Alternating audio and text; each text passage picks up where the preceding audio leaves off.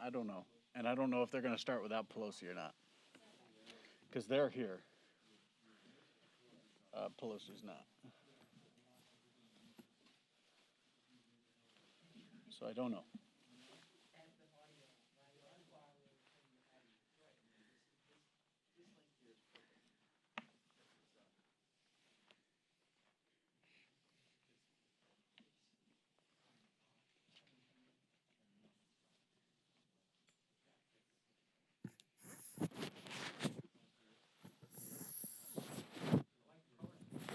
You like that? A little different. Figure I better soak up summer before I can.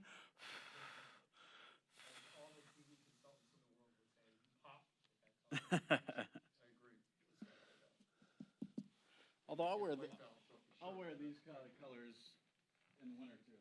I'm not opposed. It's seasonal. Yeah. I'm gonna lower it just a little bit. Wow, that's a. So you put it too much, and then the other speakers. I know, but you know what? She is the same right now. So. Yeah, it's neat that you know that I kill people.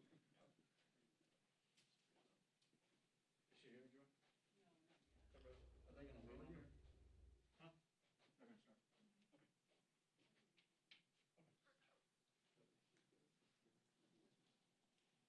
Caroline. She said they're gonna start without me, without the speaker. Hey, they're gonna start without her. What? They're gonna start without her.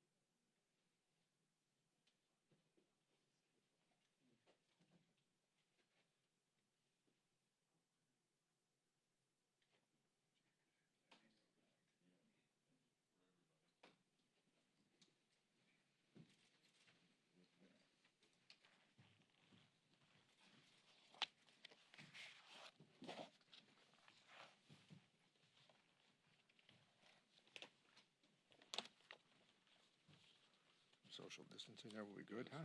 Social distancing. So good afternoon. It's been 2 months, I believe, and about 10 days since we passed the HEROES Act on the Democratic side. That was our position. It had been carefully vetted in the Democratic caucus and moved through the Ways and Means Committee. And we took the position that it was a challenge that we needed to get out immediately. The CARES Act helped to mitigate circumstances for people in terms of wage replacement across the country. It is clear that the $600 that were added to the weekly unemployment benefit has offered, I know, some conflict, but here's the reality of it. The reality is you can't quit your job to get an extra $600 a week. But secondly, knowing that the pandemic with 30 million Americans having filed for unemployment insurance, that the contagion of the healthcare system would make its way into the contagion of the economic system, and people would have trouble paying their rents and paying their mortgages. That's what this was about. And the wage replacement issue, along with the extra $600, has gone a long way toward ameliorating some of that pressure. The other side knew this was coming. They knew that eventually, despite the procrastination, the argument that they were waiting to see how this would play out now brings us to the eve of an economic catastrophe if unemployment insurance is not extended. You can see that right now that there's great uncertainty that confronts the American system.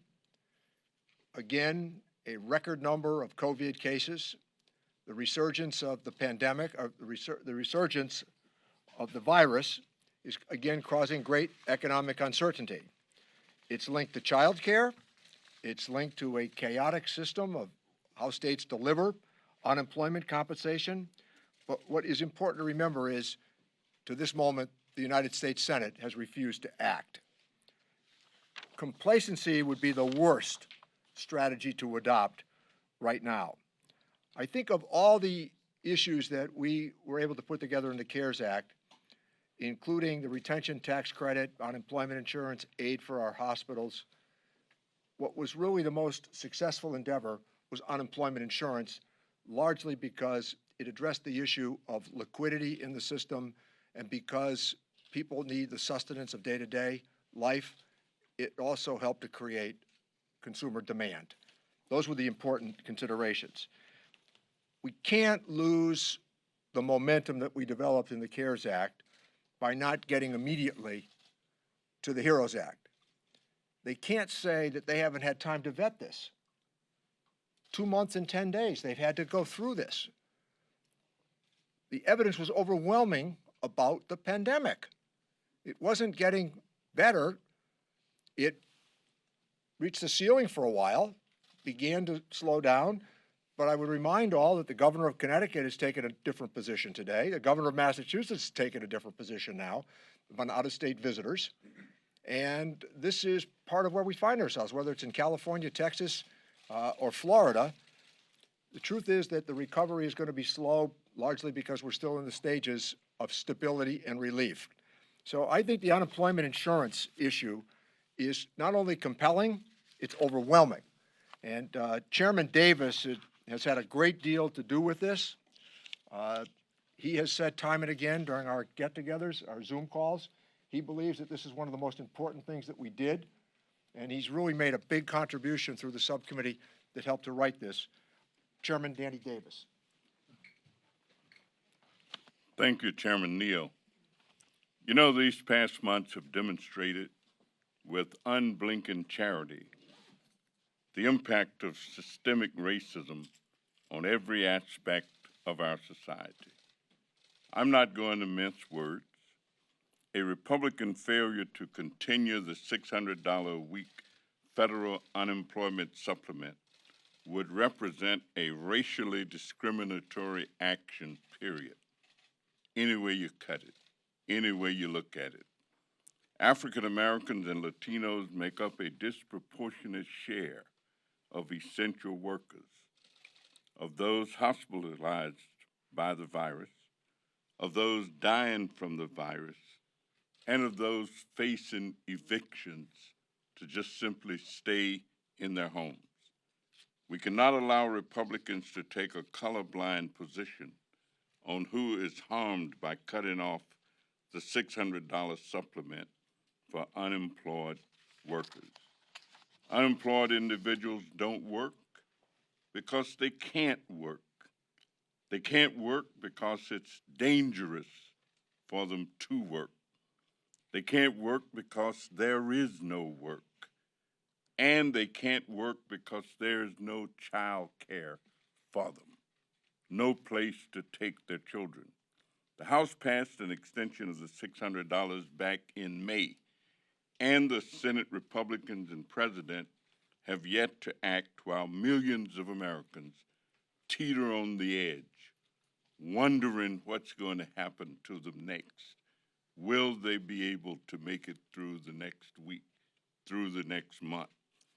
I reject the idea that we could let the $600 supplement expire and just give workers some help after the fact. One thing I know is that retroactive benefits are not the same. You can't eat retroactivity. You can't afford medicine retroactively. Businesses can't survive retroactively. Now the Republicans have decided to push an approach that the administration's own Labor Department rejected as unworkable. So if the Republican plan can't work, then the stark reality is that the Republican plan remains cutting off the $600. What kind of leader punishes unemployed workers in the midst of a crisis? The harm to families and businesses is not theoretical. In the last recession, we let emergency unemployment benefits lapse, and the harm to individuals and retailers was immediate and substantial. In Illinois, if Republicans let the $600 expire, the average benefit will be cut by 63%. Hardworking Americans deserve relief. We must protect workers and families. We must do it now. There's no time to wait. There's no time left. Now is the time, and we must act immediately. Now I'd like to present Representative Kildee from Michigan. Thank you, Chairman Davis and to Speaker Pelosi, Chairman Neal, joined by Mr. Evans and Ms. Chu, both of the Ways and Means Committee. Appreciate all your efforts. We're here today with one message for the President and for the Senate Majority Leader, Mr. McConnell. Do your job. Millions of Americans are at risk of losing everything that they've worked for, and the only thing holding them together has been this unemployment benefit, and the only thing that prevents them from keeping it is the inaction of this President and of the United States Senate. COVID-19 is simultaneously an economic crisis and a health crisis. 140,000 Americans have lost their lives. 40 million American workers have lost their jobs. These simultaneous crises are far from over. Yesterday, for the 18th week in a row, over 1 million people filed for unemployment benefits. Our unemployment rate nationally is over 11%, worse than the Great Recession. And in my home state, it's one of the hardest hit states. 2 million Michiganders have lost their jobs. We have passed legislation. We're not just having a conversation, we're legislating. Someone once told me a long time ago, you can't fund a conversation. We passed a bill that protects these important benefits. And in addition to that, provides other critical support for testing, for frontline workers, for state and local governments, for schools, and extends that $600 a week benefit. For months, Republicans have failed to act. They know everything they need to know to make a decision on this question. But the HEROES Act sits on Mitch McConnell's desk gathering dust. Why isn't there any empathy from these Republicans? Millions of Americans are about to lose everything that they've worked for and not be able to put food on the table, not to be able to take care of their families. And the Senate Republicans are literally dining on alligator sausage and crab bisque while Americans are trying to figure out how they're going to put food on their own tables. Because of their inaction, we now find ourselves staring down tomorrow's deadline, where Americans will stop getting that essential lifeline. This pandemic is not over. This is no time to tell the American people you're on your own. So even as we begin to reopen parts of the economy, in some cases obviously too quickly, but even when the economy does begin to reestablish itself, the jobs won't come back as fast as they were lost. Unemployment will still be a significant problem, the highest levels we've seen since, and now eclipsing the levels of the Great Recession. Without this action, 25 million Americans, again, could lose everything that they've worked their lives to create. Every one of these dollars matters to these families. And as Chairman Neal said, this is not just about supporting those families, but this supports the American economy. Imagine taking away this lifeline. It not only put those families in jeopardy, but it takes significant spending power out of the economy. Without this unemployment benefit, unemployment goes up in this country, and the problem gets worse. I've heard from thousands of my constituents. We were chatting before coming out here. All of us, for the most part, the majority of the calls we get have to do with unemployment benefits. And I just want to mention a couple of these folks. Rick from Bay City, Michigan, wrote to me to say, quote, please vote to extend the $600 unemployment. It's been a much-needed lifeline. It helps with basic needs like housing and medicine. We nearly lost our home and everything. We do not know what we are going to do without that extra $600. Stopping these payments seems cruel. We're barely hanging on.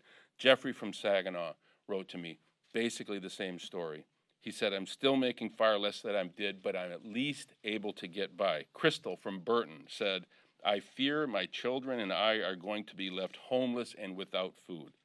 I just don't know what else we'd do. These are the stakes. These are the stakes. This is about real American lives that are going to be affected permanently. Do we want to create the first generation of another round of multiple generation poverty? No, we don't. And we have acted. The leader in this effort and all of our efforts has been our leader, the Speaker. And she has been just dogged in her determination to get this done. So it's my pleasure to bring forward our leader, the Speaker, Speaker Pelosi. Thank you very much. Thank you, Mr. Kildee. Thank you, Chairman Neal. Thank you, Chairman Davis. Thank you all for focusing on this very central issue, an issue that goes to the heart of the kitchen table concerns of America's working families. We can talk about a number of things. Time. Everything is about time. The time it has taken for the administration to recognize that you should wear a mask. The time it took, 98 days, just under about 100 days to reach 1 million people infected in the United States. Half that time to reach 2 million, 43 days. 27 days to reach 3 million people, 16 days to reach 4 million. Terrible. Terrible. And Congresswoman Chu, as I say, Mr. Chairman Davis, thank you, Congressman Evans, Mr. Kildee, and Mr. Chairman Neal for bringing us here. We keep saying you want to open the schools, you want to open the economy, defeat this virus, and yet, delay, distortion, denial has taken us to a place where we have 4 million people. And there are many other concerns that we have of state and local government having to fire people. And the list is a long one of concerns that we're trying to address that Mr. Davis rightly calls really injustices in how they disproportionately impact communities of color and the rest. But right now, we are focusing on this one subject, the extension of the unemployment insurance benefit. This is central to the well-being of America's family. What do the Republicans and the White House have against working families in our country that they would begrudge them $600 of absolutely necessary sustenance? There are other things in here too. It's about paying the rent, and it's about buying food. So with this package, we have people on the verge of eviction. We have millions of children starving, food insecure in America. We need the food stamps and the rest, and they resent that. We had legislation in the HEROES Act and independently to help with rent so that people are not evicted. And we have this money in the unemployment benefit. So I thank the members of the Ways and Means Committee for always recognizing the connection between our policy and the health and livelihood, the lives and livelihood of America's working families. again, as Mr. Kildee said, we hear calls all the time. People crying on the phone, crying on TV, crying. They're in pain.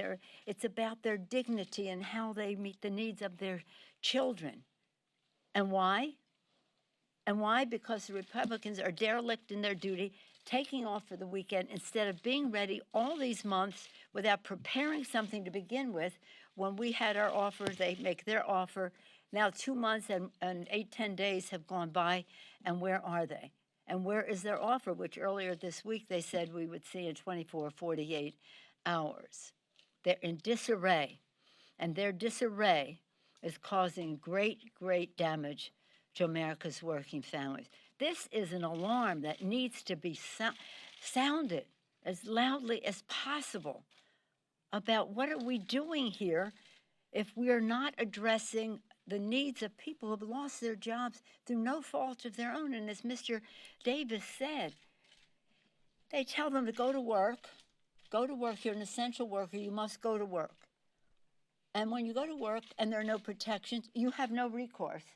And if you don't go to work because you're afraid that you're going to bring the infection home to your children, you don't get unemployment insurance.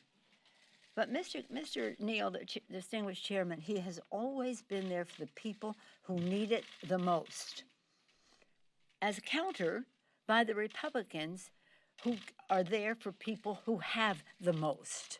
So when they talk about $600, I want to review the fact that they put $2 trillion onto the national debt to give a tax break to the wealthy, 83% of the benefits to the top 1%. I'll close prayerfully, quoting St. Augustine. Some of you have heard me say this almost every day. St. Augustine, 1,700 years ago, he said, any government that is not formed to promote justice is just a bunch of thieves. Let's use our time to remove all doubt that we're going to do the right thing by the American people so they can meet the needs of their families. Everybody wants to talk about being family friendly.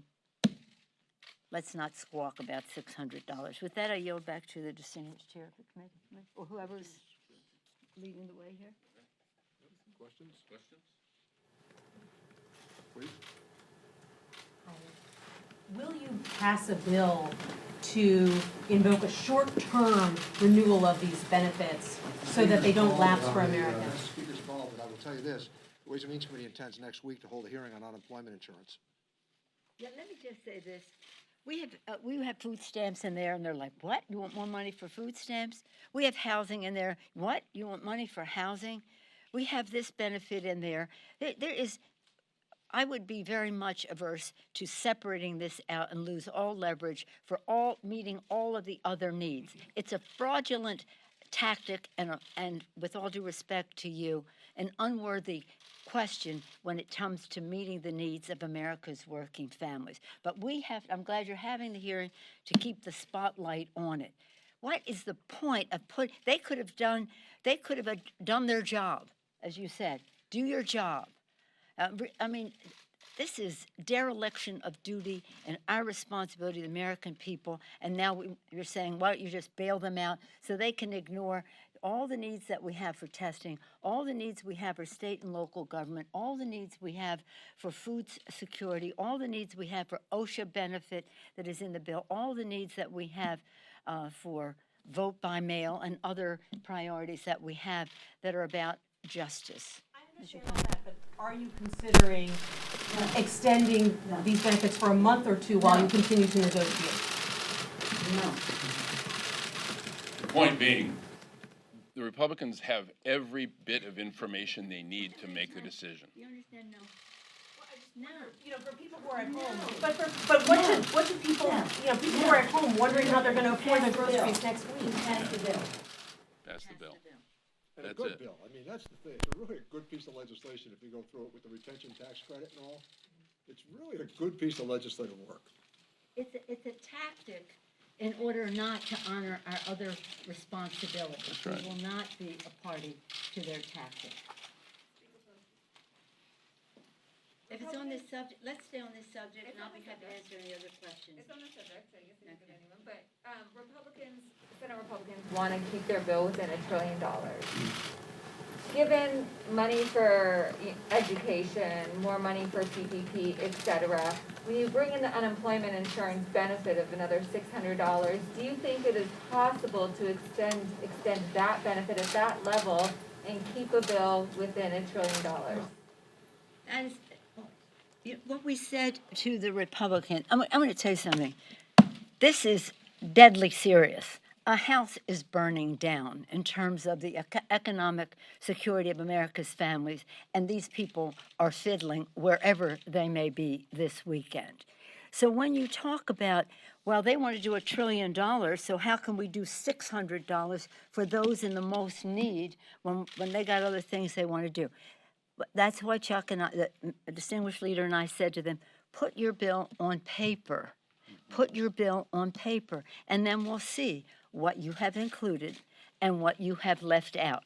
And then the American people will see what you have included and what you have left out. But I'm telling you, you can't have any more patience.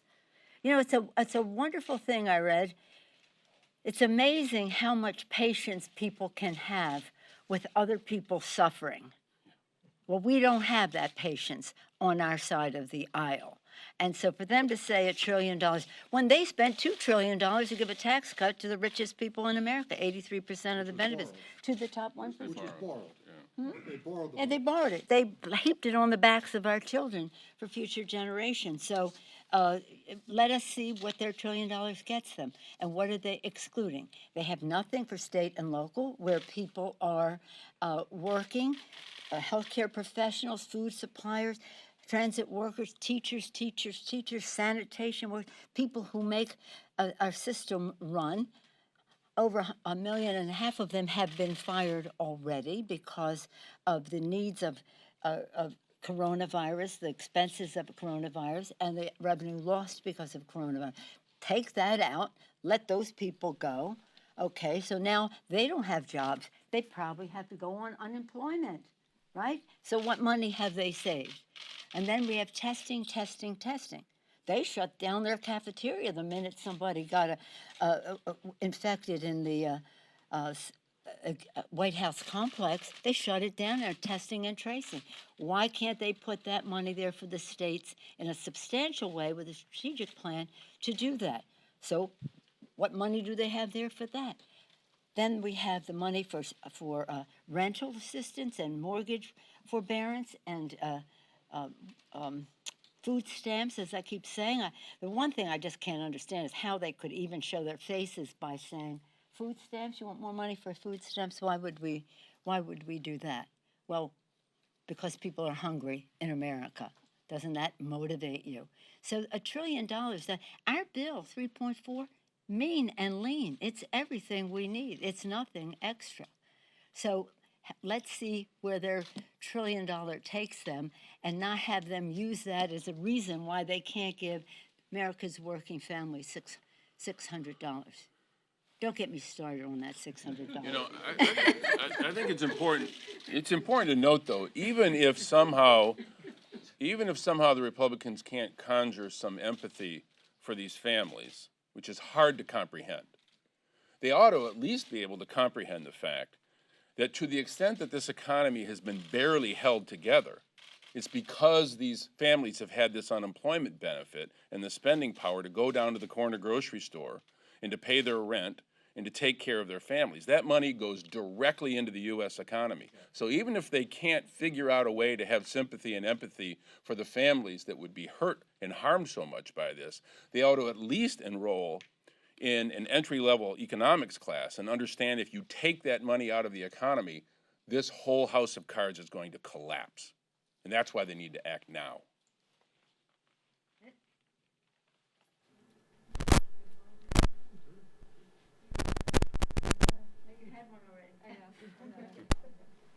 Thank you. On On the issue of price tag, the HEROES Act passed 2 months ago plus, and conditions have changed on the ground, obviously. And we need more money. that was my question. Is 3.4 enough, given that a lot of parts of the country are suffering more than they were 2 months ago? And where would that be? I know you mentioned that education could use more. If I may use your question, but to pivot from what Mr. Kildee was saying, we are a consumer economy. Our economy, it grows and succeeds and is strengthened by the consumer confidence that is there. They should know that. At the same time as they are spending trillions of dollars to bolster the stock market, so it has a floor, and that's not a bad thing.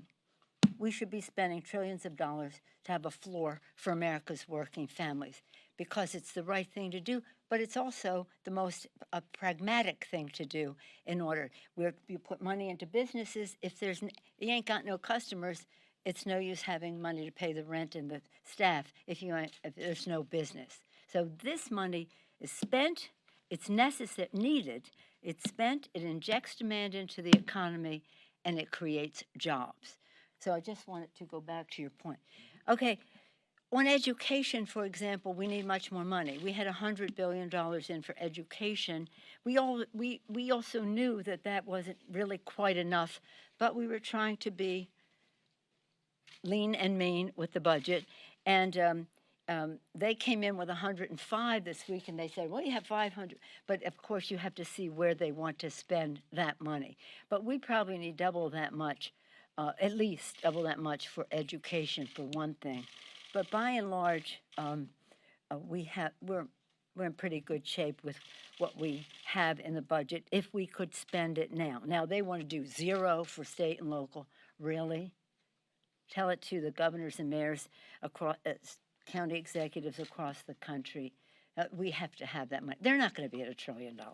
And if you see their $1 trillion list, it's really going to be a big embarrassment to the Republican Party to see who they cut out and who they include, and how they were willing to spend double that for a tax cut for their rich friends.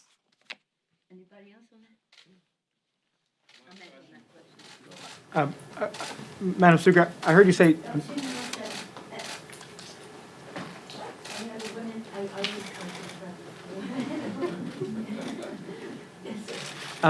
Directed to you, but anybody can answer. And I'm following up on Nancy's question. I heard you say no multiple times, but isn't this issue on a different level in the sense that it is immediate, it is going to expire, and that some of the other things, while also important, funding for elections and funding for education, isn't going to have the effect that Mr. Kildee has described his constituents are worried about? Well, if you were going to be evicted at the end of this month, you might not think the same way. If you were crying because you couldn't put food on the table for your children, you might be thinking a different way. That's why we have to have these, actually, a safety net for the capitalist system. Everybody says it's a safety net.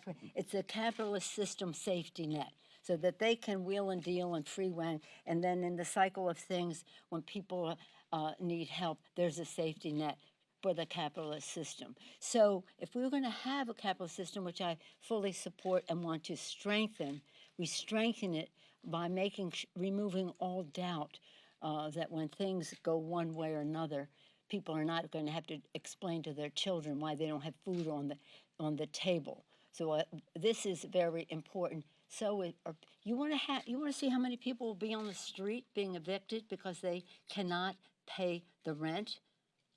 And then they can't pay the rent exponentially because they're not getting the $600. I'm just going to lighten up the mood here. I'm going to tell you this. Carl Reiner, great, you're all too young to know, but he was a great comedian, and his son, Rob Reiner, meathead, maybe you're too young for that as well. Anyway, he died, a great comedian in his 90s, 98 years old. So I called his son, Rob, who is a comedian too. I called Rob, darling, this is Nancy Pelosi. I'm calling to wish you and Michelle My condolences. I'm so sad. Your father was so funny and so wonderful. I had the occasion to hear him. And this man says, I think you have the wrong number. I said, really? I'm so sorry. I thought this was Rob Reiner's. He said, well, you know, I know who Carl Reiner is and I know Rob Reiner is, but I think you have the wrong number. I said, well, I'm so sorry. Where do I talk to my staff about this? And he says, but I'm so glad you called me. I have one question for you. I said, well, what is that? He said, am I going to get my $600?